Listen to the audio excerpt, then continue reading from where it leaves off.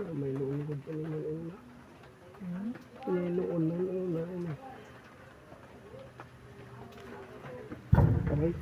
Ba yan?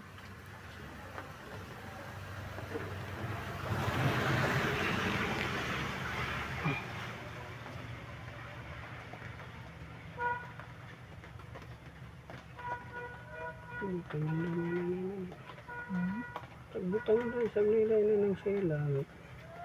Kay noon sabi. Termosta? Termosta?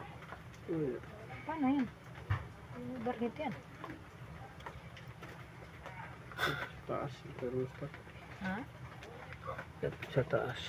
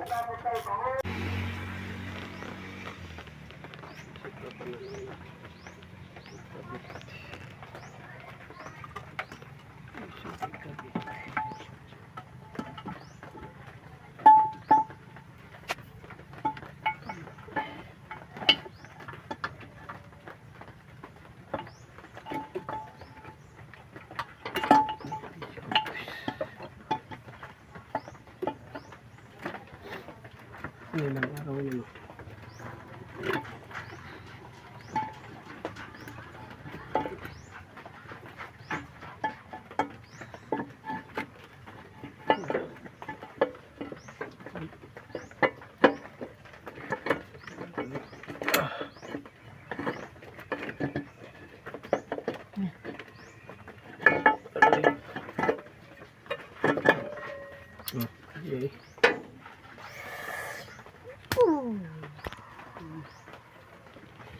Okay.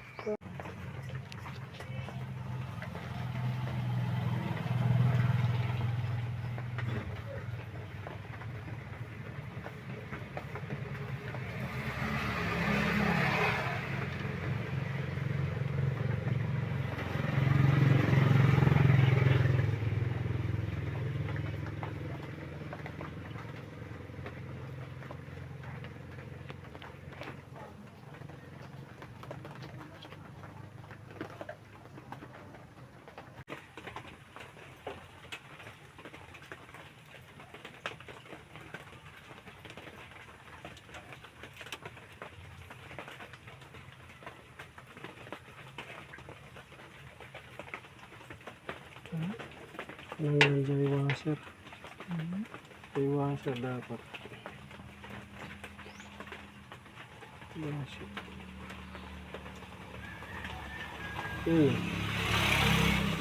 Ang pangulo. Hindi na nag-washer din.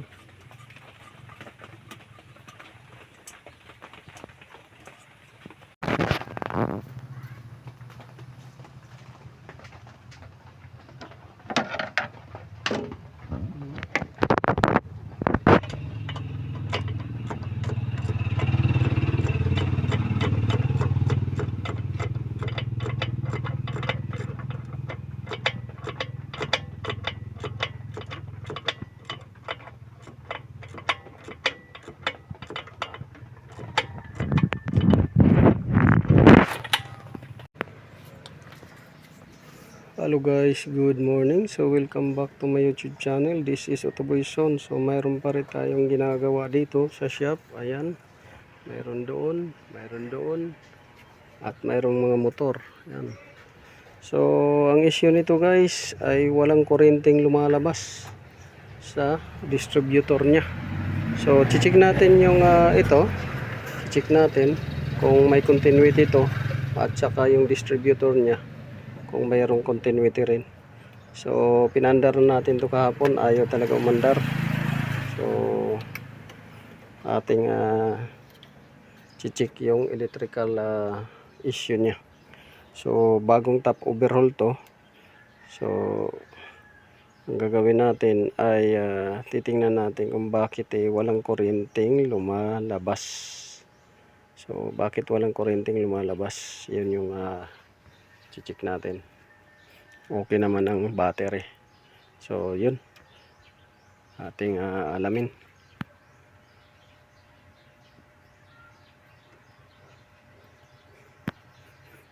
kung bakit walang kuryenteng lumalabas. So ito guys, tinister natin yung ano nito,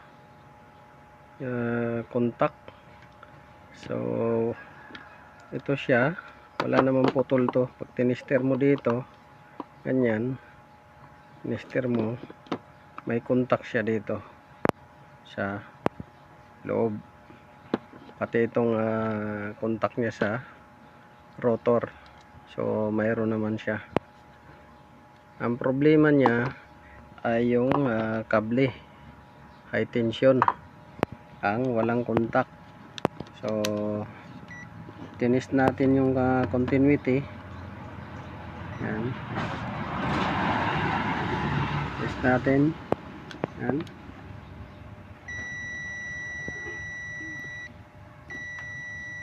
ayan. So may continuity itong ano natin, tester. Pero pagka sinalang mo to dito, let's say sasalang. So yan, nakasalang na siya. So dapat mayroong reading yan. Mayroong reading. So dito, ayan. So walang reading. Ayan, walang reading. Walang reading siya.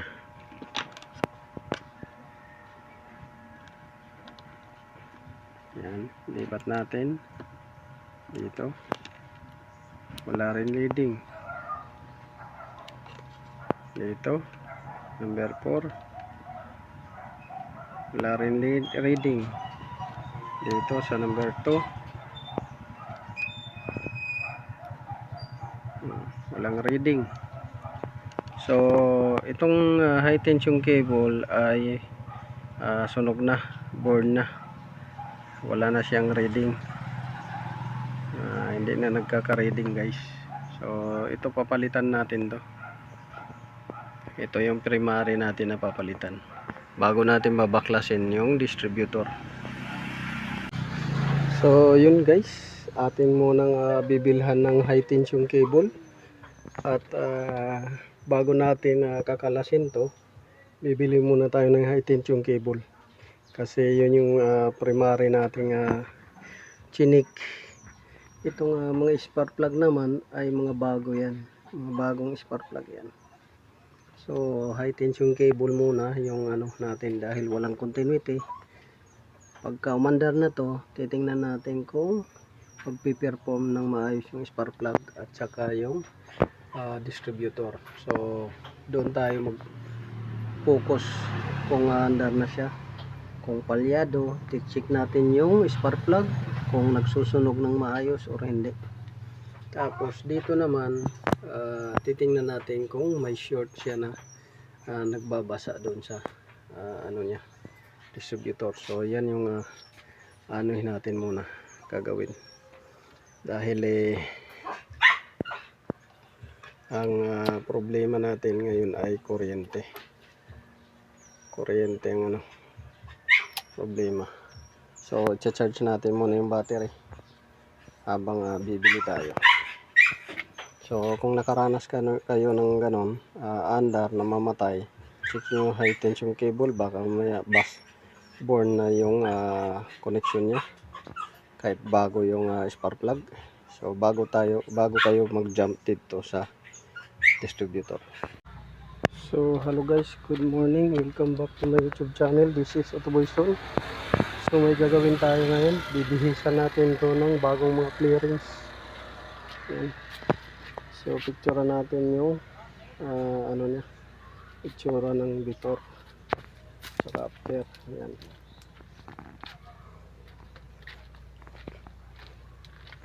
So bibihisan natin yan, clearing. So mayroon na tayo ditong tinanggal. Ito, tinanggal na natin pati ito. Pati ito. So luma na yan. So ayan. So ito yung ipapalit natin. Ito, may bago dito. So ayan, ipapalit natin. Tatanggalin muna natin yung mga luma. Ito. Tanggalin natin ito. Luma niya. Palit din ng ganito. So hello guys, ito guys, bumili tayo ng ano, pang K6A ito ay F6A dahil wala silang available na ano. So ito yung ikakabit natin dahil wala silang available na pang Lancer. Yan. So bago natin ikabit, siyempre titesterin natin. Isa-isahin natin tester. Tingnan natin kung mayroon bang connection siya. So isa-isahin natin to guys para malaman natin kung goods ba or hindi. So gamit itong tester natin, titesterin natin. Teka lang. So check natin. Ayan. So ito, testerin natin kung may continuity siya.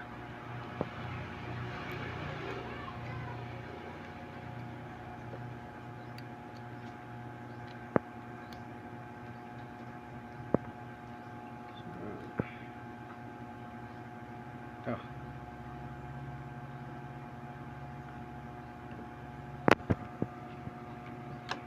Check natin kung may ano siya, continuity. Kasi dapat gumagana para hindi magpalya, or kaya dapat may kuryente na lalabas. So ito yung binili natin.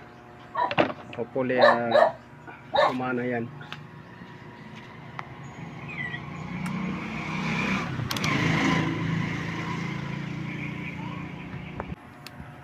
So ito guys, tinanggal na natin talaga to para masilip natin kung anong nangyari. Ito, gaya nito, papansinin nyo.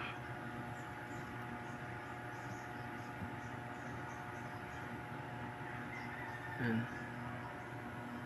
So bubuksan natin to, titingnan natin sa loob kung anong nangyari, bakit pawala-wala yung kuryente. So pinalitan na natin ng ano, high tension cable, ganun pa rin, wala ang kuryente. So bubuksan natin yan, tingnan natin kung anong nangyari sa loob para malaman natin kung kailangan palitan or repair lang. Baka pinasok na ng oil yan kasi amoy sunog.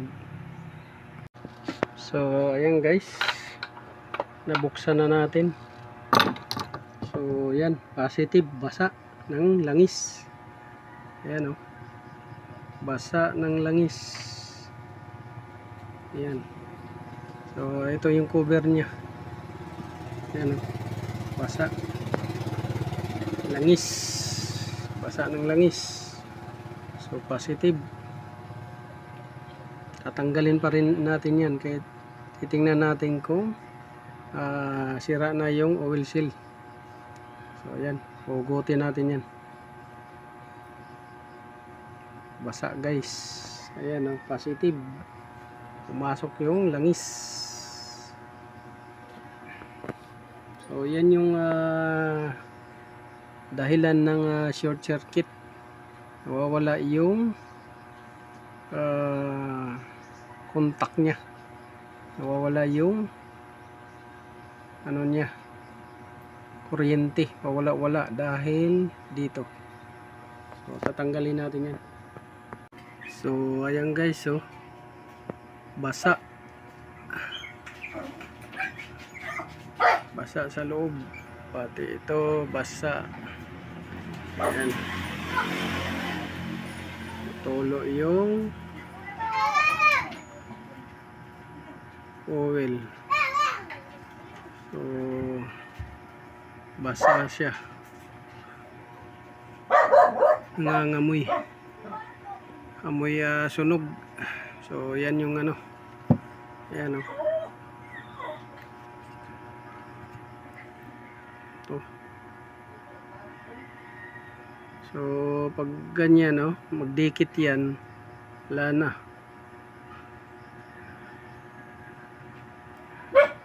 Nagdikit yan. So tatry natin ayusin to kung maayos, dahil nakaranas na siya ng pagkabasa. So lilinisan muna natin yan, tapos ayusin natin, try natin ayusin. So yun guys, yung ginawa nating i-repair natin at nilinis na distributor ng 4G15 na makina. Ayan, naikabit na natin, pero pagpapaandar natin, ganun pa rin, nawawala pa rin yung kuryente niya. So may problema talaga dito. So nagpalit na nga ako ng high tension cable, bumili ako ng bago ng high tension cable, ganun pa rin, hindi pa rin na lumalabas ng tuloy-tuloy yung kuryente. So may problema dito. Kung hindi ang problema dito ay ICM nya, yun ang nagiging problema, kasi may diodes doon na nakalagay, 3. So baka hindi na nagpe-perform ng maayos. So chinik natin naman yung socket dito, itong malaki. So mayroon siyang negative, mayroon siyang positive, mayroon naman siyang negative positive, yung maliit na socket doon sa signal. So yun ang problema. So inulit pa natin yung timing dito para to make sure. So ganun pa rin talaga, walang lumalabas na kuryente, nawawala. So yan yung ano. So papalitan na lang talaga to, kasi halos dito halos 3 beses na ako dito nag-timing. Ang akala ko baka dito, pero hindi naman nawawala sa timing, ganun pa rin timing pati doon. So yun, papalitan na lang yan.